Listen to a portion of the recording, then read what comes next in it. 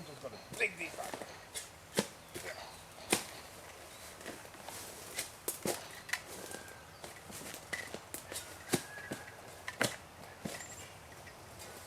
Big guy out, and it's got big roots.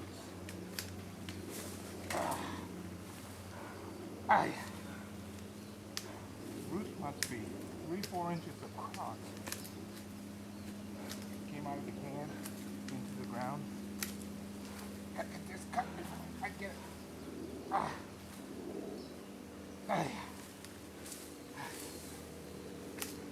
Got this 15-gallon loose, but look at the size of the root I'm leaving behind. I had to use big old loppers, but some of that is what, more than 2 inches thick, and that's why it was having a tough time getting it out. And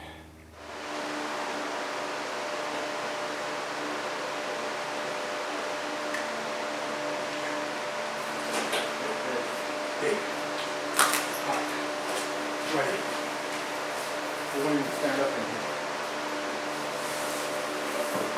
I guess the first thing I should do is just go ahead and do these rough cuts.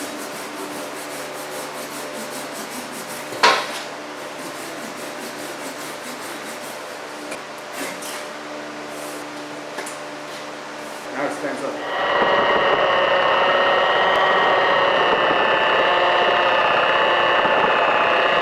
A root flare.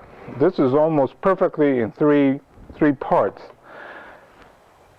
If I want to highlight this and then keep it this big, then it'll make one presence. But if we bring it down, so the main trunk is about here, and then it flares out, or I haven't decided which way it's going to go. A lot would depend on how the plant would react.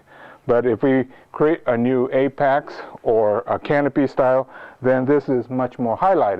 So what I'm planning to do is cut across here. I have to cut slightly higher than where I want to be because there's always this potential for a dieback. Okay, so that's what I'm going to do next, is to go ahead and cut. Okay, I just cut that, right? And then I put it in this new pot with half fresh soil. So now what I'm going to do next is seal the top. If there were other branches, I would seal that, but this only has one. And if there was any branches with leaves on it, I would have cut the foliage off. It needs to be totally defoliated. Okay, I'm going to do that and then put it in a well-protected area because it no longer has any leaves to protect itself. I'm going to do a few more projects like this, and then okay, checking this, not much redeeming feature, so I'm just going to cut it.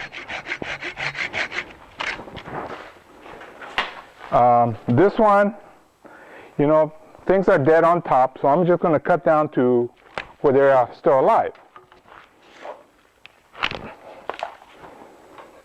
Okay, now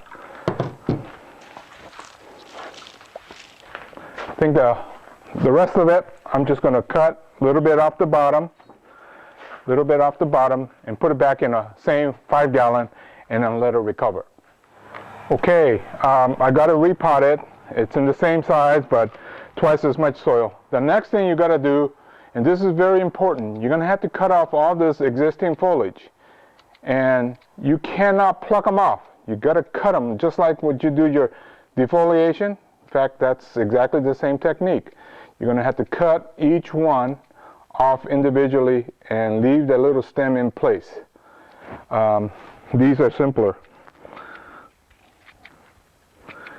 And then so once you've done the whole thing so that there is no single leaf left on here, seal, water, and then put it in a protected spot. So okay, I think I found a place to leave these for a good half a year to a year. It's in an area with the sunshade or the sunscreen that is about 80% on the side and 80% on top. So we're going to be fairly warm in this spot, but well protected from the sun. I'm also not going to hook it up to my watering system that's right next to it, because these will not need to be watered every day like the other growing plants. With no leaves, they don't need the water. So the benches that I did last year, and it was done the same way, just chopped straight across, and there was nothing down below. But you can see how much these new leaves came out. And if you look at the top, see the discoloration there? That's the dieback.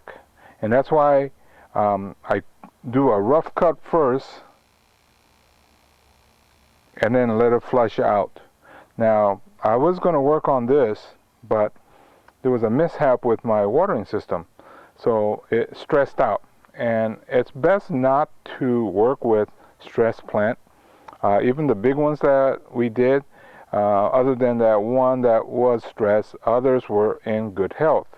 You don't want to double stress it by having a stress one and then to do this harsh technique. On this one, what we're going to do is to take one of these branches and cut to it like so. And this becomes the new leader. It might be better to go down here like so, but I don't want to do it until this thing has recovered. So quite often what should be done on the second year might get delayed till the third year. Things that have been pruned initially, and then the second cut, and then now left to grow. So these are anywhere from 3 to 5 years since that harsh technique been applied to it. And then, well, I've got dozens and dozens of them. We'll probably take 1 or 2 and see how they're developing. But usually I allow 5 to 10 years from the time I use that technique into even going into a mica pot, and then 10 to 15, 20 years. Here's one that I did maybe almost 10 years ago now.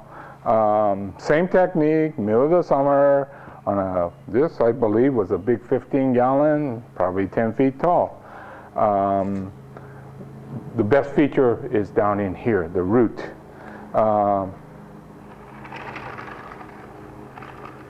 And now it's getting to the point where it could go into a nice bonsai pot. If I could find a happy home for this, it'd be great.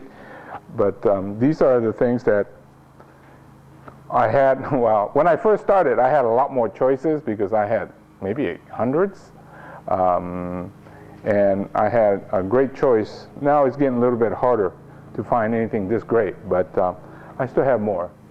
But look at what I thought was one of the greatest features about this particular.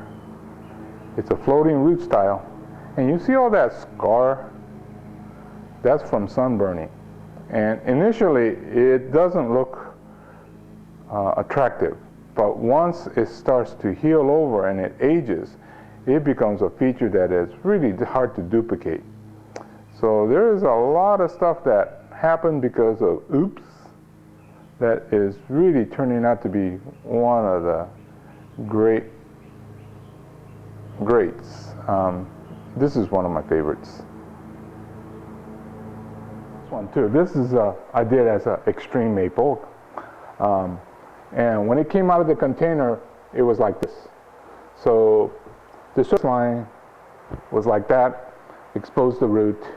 I call this my Star Trek. Kind of looks like the Enterprise, right?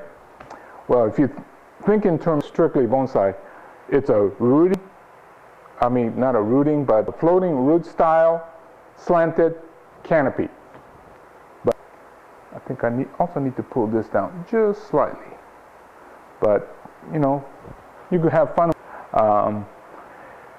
It's probably more than 20, 25 years old. I've been working on this from hardwood cutting almost 5 years now. But these are the things that you can do. And I've been evaluating the number of failures I had with the extreme maple, and I think in the hundreds that I've done, I could still count the failures in one hand. That's how successful I've been. And actually, I've eliminated doing the other techniques, mainly because this technique works so well. And also, it happens at a time when I can't do a lot of the other things. So anyway, it's a technique that you should try once in a while, and I think you'll have success.